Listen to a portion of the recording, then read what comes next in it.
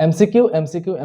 যেহেতু আমাৰ MCQ tension বহুতৰে কাৰণ আমাৰ পৰীক্ষাত 4টা সাবজেক্টৰ পৰা 45টাকে MCQ আহিব আৰু সেই 45টা MCQ আটাইকেইটা প্ৰশ্ন আমাৰ উত্তৰ জনাটো কিছুমানৰ কাৰণে সম্ভৱ নহয় তো আমি সেই নজনা প্ৰশ্নবিলাক বা নজনা MCQ বিলাক আমি কেনেকৈ সলভ কৰিম কোনটো ষ্টেপেৰে কৰিলে বা কোনটো ট্ৰিক ব্যৱহাৰ কৰিলে আমি সঠিক উত্তৰটো পোৱাৰ চান্স থাকে সেইখিনি বস্তু মই আজি এই ভিডিঅ'ত আলোচনা কৰিম এটা মই তোমালোকক 7টা ট্ৰিক দিম 7টা ট্ৰিক গোটেইকেইটা ট্ৰিকৰ কাৰণে প্ৰত্যেকটো কাৰণে এটা এক্সাম্পল দিম তোমালোকক আৰু সেই এক্সাম্পল মতে ট্ৰিক কেইটা বুজাই দিম গতিকে তোমালোকে ভিডিঅ'টো শেষলৈ চাবা আৰু এই ভিডিঅ'টো তোমালোকৰ কাৰণে কি হয় ইম্পৰ্টেন্ট চাবা যে ইয়াতে মই আলোচনা কৰিম একেবাৰে নজনা MCQ বিলাক কেনেকৈ আমি কৰিব লাগিব একেবাৰে নজনা MCQ বিলাক কেনেকৈ আমি সঠিক উত্তৰটো পাম 2 নম্বৰ আমি আলোচনা কৰিম যে টাইমৰ ক্ষেত্ৰত আমাৰ বহুতৰ কি হয় টাইম মেনেজমেন্ট কৰোতে অলপ প্ৰবলেম হৈ যায় যেহেতু 90 মিনিটত আমি 45টা MCQ কৰিব লাগিব আৰু সেই 45টা MCQ কৰোতে কিছুমানৰ কি হৈ যায় যে টান MCQ কেইটা লাগি থাকোতে আমাৰ সহজ MCQ কেইটা ৰৈ যায় বা যিটা পাৰা প্ৰশ্ন থাকে আমাৰ সেই পাৰা প্ৰশ্নখিনি আমাৰ ৰৈ যায় উত্তৰ কৰিবলৈ গতিকে আমি সেইখিনি বস্তু আমি আলোচনা কৰিম আৰু 3 নম্বৰ আলোচনা কৰিম আমি মেইনলি যেটো টুক্কা লগাও আমি কিছুমান নজনা MCQ থাকে আমাৰ সেই নজনা বিলাকত যদি ABCD ভিতৰত আমি যিকোনো 4টাৰ পৰা এটা অপচন দি দিও আমি যে ৰেন্ডমলি অপচনটো দিও সেই অপচনটো চুজ কৰাৰ কাৰণে কিছুমান ট্ৰিক আছে আৰু সেই ট্ৰিকৰ বিষয়ে আমি আলোচনা কৰিম তো তোমালোকে ভিডিঅ'টো শেষলৈ চাবা একদম ইম্পৰ্টেন্ট ভিডিঅ' হয়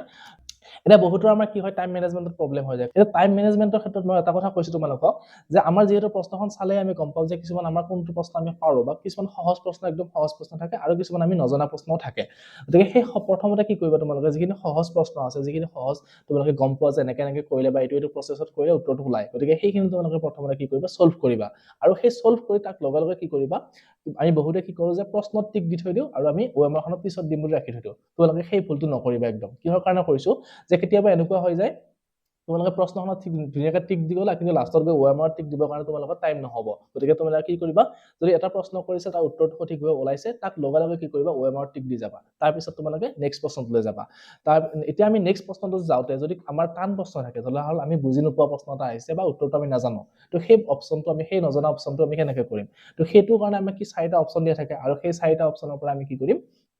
এটা যিকোনো ৰেন্ডমলি আমি চুজ কৰিম কাৰণ ইয়াতে আমাৰ কি আছে যে নেগেটিভ মাৰ্ক নাই তোমালোকে যিকোনো প্ৰশ্ন যিকোনো উত্তৰ লিখি থৈ আহিব পাৰা ABCD যিকোনো লিখি থৈ আহিব পাৰা এতিয়া সেই ABCD আমি যে লিখিম তাতো কিছুমান ৰেন্ডমলি চুজ কৰা কিছুমান কি থাকে ট্ৰিক থাকে আৰু সেই ট্ৰিকৰ বিষয়ে আজি আমি এই ভিডিঅ'টো আলোচনা কৰিম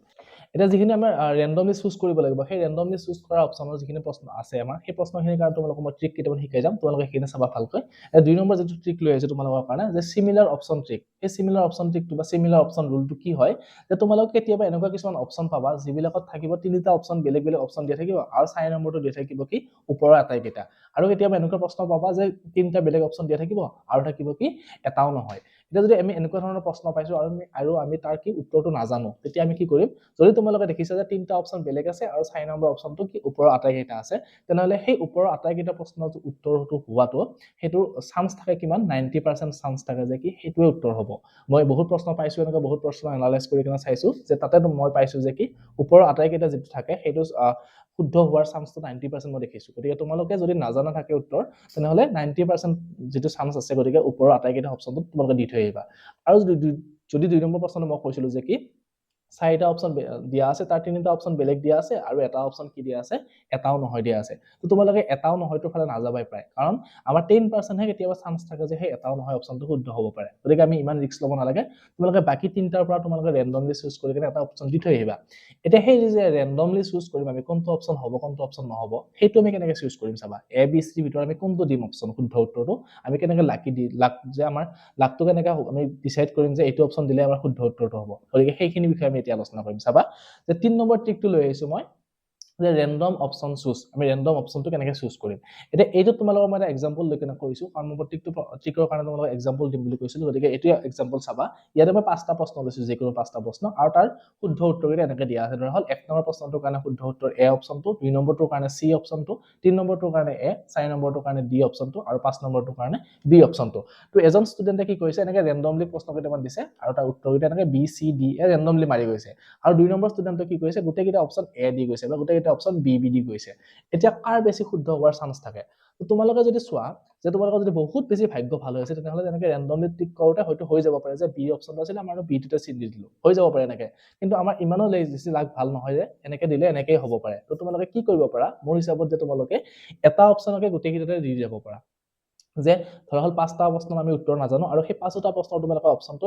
এ দি যাব পাৰা বি দি যাব পাৰা বা চি দি যাব পাৰা কিহৰ কাৰণে কৈছো চাবা যে সেই 5টা প্ৰশ্নৰ পৰা যিকোনো দুটা বা তিনিটা অপচন কেতিয়াবা কি একে অপচন থাকি যায় এ থাকে বি থাকে বা এ দুবাৰ ৰিপিট হ'ব পাৰে বি দুবাৰ ৰিপিট হ'ব পাৰে কাৰণ সেই 4টাৰ ভিতৰত এটা থাকিবই কিন্তু তোমালোকে যদি এনেকৈ ৰেণ্ডমলি দি যোৱা এটা এটাকে হয়তো তোমালোকৰ লাগ বেয়া আছিলে যে এটো দিছে বিটো শুদ্ধ উত্তৰ হৈছে, বিটো দিছে চিটো শুদ্ধ উত্তৰ হৈছে, এনেকুৱা হৈ যাব পাৰে। তো তোমালোকে যদি গোটেইকেইটাতে এ দি গৈছা সেই পাঁচটা ভিতৰত যিকোনো দুটাটো এ হ'বই, গতিকে সেই 2 নম্বৰটো তোমালোকে পাই যাবা। গতিকে মই এইখিনি একদম লাষ্ট পৰ্যায়টোৰ কাৰণে কৈছো, যিখিনি তোমালোকে একদম উত্তৰ নজনা সেইকেইটা কেনেকৈ চুজ কৰিবা। এতিয়া যিকেইটা উত্তৰ জানা কিছুমান এমচিকিউ থাকে সেইকেইটাত আমি কেনেকৈ কৰিম চাবা। যিটো টিক নম্বৰ চাই লৈ আহিছো যে option elimination method. Option elimination মেথডটো আমি কেনেকৈ কৰিম, যে মই এটা এক্সাম্পল এটা লৈছো যে 4টা অপশ্যন দিয়া থাকিব তোমালোকক, যে এটা প্ৰশ্ন লৈছো তলৰ কোনটো যুগ্ম সংখ্যাৰ বৰ্গ। এই প্ৰশ্নটোত কি কৰিছো 4টা অপশ্যন দিয়া আছে। তো আমি ইয়াতে কি কৰিম, এলিমিনেশ্যন কৰিব লাগিব, অপশ্যন এলিমিনেশ্যন। এতিয়া অপশ্যন এলিমিনেশ্যন মানে কি, এলিমিনেট কৰা মানে কি নোহোৱা কৰিব লাগে। তো এই 4টা অপশ্যনৰ পৰা প্ৰথমতে আমি কি কৰিম, যিকেইটা নোহোৱা অপশ্যন আছে সেই নোহোৱা অপশ্যনটোৰ পৰা দুটা সাইড কৰি ল'ম, তেতিয়া আমাৰ বাকী দুটা অপশ্যন থাকিব 50-50 হ'ব, তাৰ পৰা আমি চুজ কৰিব পাৰিম। এতিয়া চোৱা যুগ্ম সংখ্যাৰ বৰ্গ কৈছে, গতিকে অপশ্যনটো কি হ'ব লাগিব, যুগ্ম সংখ্যা মানে যিটো শুদ্ধ উত্তৰ হ'ব সেইটো কি হ'ব, আমাৰ যুগ্ম সংখ্যা হ'ব, কাৰণ যুগ্ম সংখ্যাৰ বৰ্গ যিহেতু যুগ্ম সংখ্যা। তো তোমালোকৰ অপশ্যনটো চালে দেখিবা ইয়াতে দুটা অযুগ্ম আছে, দুটা যুগ্ম সংখ্যা আছে। গতিকে আমি যিকেইটা অযুগ্ম অপশ্যন আছে সেইকেইটা আমি ডাইৰেক্ট কেনচেল কৰিব পাৰো। গতিকে মই এ আৰু চি টো অযুগ্ম সংখ্যা যিহেতু, গতিকে এ আৰু চি টো আমি কেনচেল কৰিলো। থাকিলে কি বি আৰু ডি। এতিয়া এই দুটাৰ ভিতৰত তোমালোকে কি কৰিব পাৰা, যে বৰ্গ সংখ্যা যিটো সেইটো সংখ্যা আমি তোমালোকে বিচাৰিব পাৰা। এতিয়া 576 আৰু 226 এই দুটা সংখ্যাৰ ভিতৰত কি হ'ব পাৰে, বৰ্গ সংখ্যা কোনটো, যে 576 টো বৰ্গ সংখ্যা, গতিকে আমাৰ শুদ্ধ উত্তৰটো কি হ'ব, অপশ্যন বি টো হ'ব। তোমালোকে বাকি যদি অপশ্যন চোৱা এ আৰু চি টো তোমালোকৰ কি আছিলে, দুটা বৰ্গ সংখ্যাই আছিলে, গতিকে তোমালোকে এই দুটা উত্তৰ চিন দিয়াটো তোমালোকৰ কেতিয়াবা কনফিউজন হ'ব পাৰে। সেইকাৰণে মই কি কৈছো যে কি প্ৰথমতে নোহোৱাকেইটা কেনচেল কৰা, আমাৰ অযুগ্ম সংখ্যা যিহেতু নহয় আমাৰ উত্তৰটো, গতিকে নোহোৱাকেইটা আমি কি কৰিছো, কেনচেল কৰি দিছো। তো হৈ গ'ল, এইটো ট্ৰিক বুজি পালা। নেক্সট তোমালোকৰ কাৰণে যিটো 5 নম্বৰ ট্ৰিক আছে সেই 5 নম্বৰ ট্ৰিকটো লৈ আহিছো। এইটো কি সাবষ্টিটিউশন মেথড। সাবষ্টিটিউশন মেথডটো কেনেকুৱা চাবা, যে এই মেথডটো মানে তোমালোকে কি কৰিব লাগিব, যিকেইটা অপশ্যন দিয়া থাকে তোমালোকৰ সেই অপশ্যন কেইটা প্ৰশ্নটোত বহাই দি কেনে কৰি চাব পাৰা। তো কেনেকুৱা হ'ব, যে ইয়াতে দুটা পইণ্ট দিয়া আছে আমাক 4p আৰু 10 দুটা পইণ্ট, হয়নে? এই দুটা পইণ্টৰ মাজৰ দূৰত্ব কি দিছে, 5 ইউনিট দিয়া আছে। তো আমাক p মানটো উলিয়াব দিছে, আৰু p মানটো আমাৰ অপশ্যন এনেকৈ দিয়া থাকিব 0, -3, 4, 2 এনেকুৱা দিয়া থাকিব। তো আমি কি কৰিম, যে এই 0টো এবাৰ p সলনি লিখি কেনে আমি অংকটো কৰি চাম, এবাৰ 4টো p সলনি লিখি কেনে আমি অংকটো কৰি চাম, এবাৰ আমি -3টো এনেকৈ p সলনি লিখি কেনে আমি অংকটো কৰি চাম। এনেকৈ ষ্টেপ বাই ষ্টেপ কৰি তোমালোকে শুদ্ধ উত্তৰটো পাই যাবা ধুনীয়াকৈ। তো মই এইটো তোমালোকক ধুনীয়াকৈ বৰ্ডত বুজাই কেনে কৰি দেখাইছো, তেতিয়া আৰু ভালকৈ বুজি পাবা। তো বৰ্ডলৈ আমি চাওঁ এইটো অংক বৰ্ডত কৰি কেনে। আমাক বিন্দু দুটা দিয়া আছে কি 4p, আৰু এটা বিন্দু দিছে আমাক কিমান, যে 10, ঠিক আছে 10, আৰু এই দুটা বিন্দুৰ মাজৰ যিটো দূৰত্ব সেইটো আমাক কিমান দিয়া আছে, 5 দিয়া আছে, ইহঁতৰ মাজৰ দূৰত্বটো 5। আৰু কৈছে যে কি অপশ্যন কেইটা আমাক দিয়া আছে, এটা দিছে 0, এটা দিছে আমাক কিমান 4, এটা দিছে আমাক -3, আৰু এটা দিছে আমাক কিমান 2 দিয়া আছে, ঠিক আছে। এই 4টা অপশ্যন দিয়া আছে, আৰু আমাক কৈছে যে এই দুটা বিন্দুৰ মাজৰ দূৰত্ব 5। এটা মই যিটো এই মেথডটো কৈছো, এই মেথডটো বলে তোমালোকে কি কৰিব পাৰা, যে এই অপশ্যন কেইটা ইয়াতে p সলনি লিখি কেনে কৰি চাব পাৰা, যে প্ৰথমতে p সলনি আমি কি ল'ব পাৰিম, অপশ্যন যিটো 0 দিয়া আছে আমাৰ এ নম্বৰ অপশ্যনটো, তো p সলনি তোমালোকে 0 লৈ কেনে কৰিব পাৰা। এতিয়া দুটা বিন্দুৰ মাজৰ দূৰত্ব, আমি দূৰত্ব উলিওৱা সূত্ৰটো যিহেতু জানো, সূত্ৰমতে আমাৰ কি আছিলে, যে x1 - x2 whole square plus y1 - y2 whole square. এই সূত্ৰটো আমি এই সূত্ৰটো মতে কৰিব লাগিব। তো তোমালোকে কি কৰিব পাৰা, যে ইয়াতে এই x1 ৰ সলনি সৰি এইটো আমাৰ x1 হৈ গ'ল, এইটো আমাৰ x2, আৰু এইটো আমাৰ কি y1।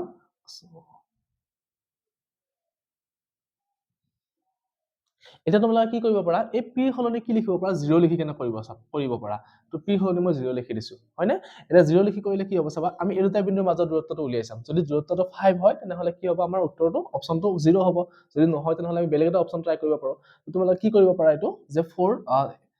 মানখিনি বহাই দিয়া, যে x1 আমাৰ কিমান আছে 4 আছে, মাইনাস, আৰু x2 আমাৰ কিমান আছে 1, গতিকে হোল স্কয়াৰ প্লাস y1 আমাৰ কিমান আছে 0, আৰু y2 আমাৰ কিমান আছে 0 হোল স্কয়াৰ হৈ গ'ল। তো এতিয়া এইখিনি কৰিলে কিমান হ'ব, 4 পৰা 1 গ'লে কিমান থাকিল 3 স্কয়াৰ, আৰু এইটো 0 হৈ যাব, গতিকে 3 স্কয়াৰ মানে 9, গতিকে 9 ৰ বৰ্গমূল কিমান হ'ব, 3 হ'ব। গতিকে মই একেবাৰে কৈ দিছো, তাৰমানে এইটো উত্তৰ আমাৰ কি হ'ল, মিলা নাই, গতিকে আমাৰ এইটো অপশ্যন নহয়, এইটো আমাৰ ভুল অপশ্যন। সেকেন্ড অপশ্যন যিটো দিছে 4, এবাৰ তোমালোকে 4 টো ট্ৰাই কৰা, এই 0 সলনি এবাৰ কি লিখিবা 4 লিখিবা। এবাৰ চাও আমি কৰি কেনে, তো 4 - 1 এইখিনি ঠিকে থাকিব, এইটো আমাৰ কি হ'ব 4 - 0 হ'ব এবাৰ। তো এইটো লিখিলে তোমালোকে 4 - 0। এতিয়া 4 - 1 মানে 3 ঠিকে আছে, এইটো 4 - 1 মানে কিমান হ'ব, এইটো 4 - 0 মানে 4 থাকিব। গতিকে এইখিনি সৰল কৰিছো, তো কৰিলে কিমান হ'ব, 3 - 3 = 9 প্লাস 4 - 4 = 16। তো 9 আৰু 16 যোগ কৰিলে আমি কিমান পাম, 25 পাম, 25 পাম। গতিকে 25 ৰ বৰ্গমূল আমি কিমান পাম, 5। তাৰ মানে কি হ'ল চোৱা, এই 5টো আৰু এইটো 5ৰ লগত মিলি গ'ল, মানে এই দুটা বিন্দুৰ দূৰত্ব আমি কিমান পালো, 5 একক। তাৰমানে যিটো প্ৰশ্ন দিয়া আছিলে তাৰ লগত মিলি গ'ল তাৰমানে আমাৰ শুদ্ধ অপচনটো কি হ'ব এতিয়া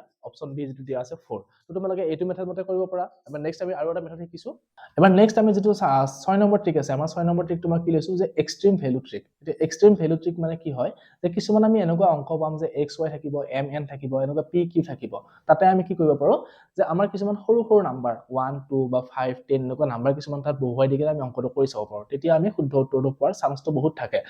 তো সেইটো কাৰণে মই এটা উদাহৰণ লৈছো চাবা এই উদাহৰণটোত কি আছে যে আমাক দিছে যে n স্বাভাৱিক সংখ্যা হলে 9 to the power twice n minus 4 to the power twice n এইটো সংখ্যা কিহেৰে বিভাজ্য হ'ব সুধিছে আৰু অপচন 4টা আমাক দিয়া আছে কি কেৱল 5 এৰে কেৱল 13 এৰে 5 আৰু 30 দুটাৰে আৰু 3 আৰু 4 দুটাৰে কৰিব পাৰে তো আমি এইটো কেনেকৈ কৰিম মই বৰ্ডত তোমালোকক বুজাই দিছো আকৌ চাবা ইয়াতে বৰ্ডত এতিয়া এইটো মেথডত কৰিব লাগিলে কি কৰিবা চাবা যে আমাৰ যিটো সমীকৰণ দিয়া আছিল বা আমাৰ যিটো ৰাশি দিয়া আছে 9 to the power 2n minus 4 to the power 2n এটা এইটো মেথড মানে মই কি কৈছিলো যে তোমালোকক ইয়াতে আমি কিছুমান ভ্যালু পুট কৰি কেনে আমি কৰিব পাৰো অংকটো এটা ধৰা হল মই ইয়াতে যিটো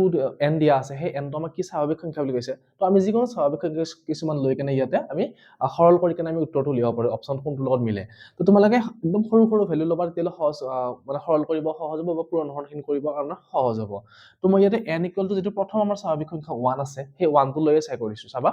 যে ইয়াতে n টো 1 ললে কি হ'ব 9 to the power 2 into 1 minus এটা কিমান হ'ব 4 to the power 2 into 1 ঠিক আছে তো এটা কৰিলে কিমান হ'ব এটো 9 to the power 2 into 1 মানে কিমান হ'ব 2 আৰু 4 to the power এটো কিমান হ'ব 2 into 1 মানে 2 তাৰ মানে কি হ'ল আমাৰ 9 স্কয়াৰ আৰু 4 স্কয়াৰ তো 9 স্কয়াৰ হলে কিমান হ'ব 9 9 গুণ 81 আৰু 4 স্কয়াৰ মানে আমাৰ কিমান হ'ব 16 তো 81 ৰ পৰা 16 গলে আমাৰ কিমান থাকিব এটো 65 এতিয়া চোৱা আমাক অপচন যিকেইটা দিয়া আছিল অপচন আমাক কি দিছিলে কেৱল 5 এৰে হৰণ যায় বা কেৱল 3 ৰে হৰণ যায় কেৱল 13 এৰে হৰণ যায় এনেকুৱা অপচন দিয়া আছিল তো চোৱা এতিয়া এই 65 টো আমাক কিহেৰে হৰণ যায় প্ৰথমটো হয় 65 ক আমি 5 এৰে হৰণ কৰিব পাৰো 13 ৰে হৰণ যায় 5 13 65 হয় নাই তাৰ মানে আমাৰ যেটো অপচন দিয়া আছিল যে 5 আৰু 13 দুইটাৰে হৰণ যায় হেতু অপচন আমাৰ শুদ্ধ হ'ব তো তোমালোকে এনেকুৱা ধৰণৰ যিবিলাক অংক দিয়া থাকিব সেইবিলাকত তোমালোকে এনেকা সৰু সৰু কিছুমান ভ্যালু লৈ কেনে সেইবিলাক পুট কৰি ইয়াতে সেইবিলাক ভ্যালু বহুৱাই অংকবিলাক কৰিছলে যেটো আমাৰ এক্সাম্পল সৰি যেটো আমাৰ অপচন দিয়া থাকে সেই অপচনৰ লগত ধুনিয়াকৈ মিলাই চাব পাৰা তোমালোকে তো এইটো ট্ৰিক তোমালোকে ব্যৱহাৰ কৰিব পাৰা এবাৰ নেক্সটলৈ আহিছো নেক্সট আমি 7 নম্বৰ ট্ৰিকটোলৈ আহিছো লাষ্টৰ ট্ৰিক যেটো আছে 7 নম্বৰ ট্ৰিকটো কি প্ৰিভিয়াস ইয়াৰ কোৱেশ্চন পেপাৰ এটো বহুত ইম্পৰ্টেন্ট কিহৰ কাৰণে কৈছো চাবা তোমালোকে যদি প্ৰশ্ন কাকত এনালাইজ কৰা যোৱা 2 বছৰ বা যোৱা 3 বছৰ যদি প্ৰশ্ন কাকত তোমালোকে চোৱা তেনেহলে তাত দেখিবা যে প্ৰশ্নবিলাক ৰিপিট হৈ থাকে বাৰবাৰ যে আগতে যেটো প্ৰশ্ন আছিল সেই প্ৰশ্নটোৱে সেম প্যাটাৰ্নৰ প্ৰশ্ন আকৌ দি দিব পাৰে আৰু তাত কি কৰে কেতিয়াবা ভ্যালুটো চেঞ্জ কৰি কেনে দি দিয়ে তোমাৰ দুটা এক্সাম্পল লৈছো চোৱা 2023 চনত এটা প্ৰশ্ন দিছিলে x is proportional to y যেতিয়া x = 6 হয় তেতিয়া y = 30 হয় আৰু x = 2 হলে y = কিমান হ'ব এটা উলিয়াব দিছে আৰু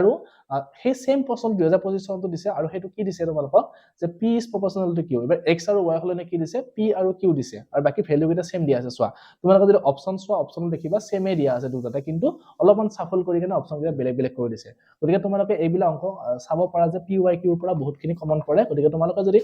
লাষ্ট 4-5 বছৰ বা 3-4 বছৰ যদি প্ৰশ্ন কাকত চোৱা তাৰ পৰা তোমালোকে 30% MCQ কমন পৰিব পাৰে গতিকে তোমালোকে যদি টাইম পালে তোমালোকে সেই PYQ খিনি চাবা আৰু মই এইখিনি কাৰণে তোমালোকক ভিডিও বনাই থৈছো অলৰেডি তোমালোকে PYQ বা প্ৰত্যেকটো চেপ্টাৰৰ পৰা কি কমন MCQ আহিব পাৰে মেথছৰ মই সেইখিনি বস্তু ধুনীয়াকৈ আলোচনা কৰিছো তোমালোকে মোৰ চেনেলত গৈ প্লেলিষ্টত চালে সেইখিনি বস্তু পাবা গতিকে আজিলৈ ভিডিওটো এইখিনিতে বুজাইছো তো তোমালোকে ভালকৈ প্ৰিপাৰেচন কৰা পৰীক্ষাৰ কাৰণে আৰু বেছি ভালকৈ পঢ়া আৰু ভাল ৰিজাল্ট কৰা ধন্যবাদ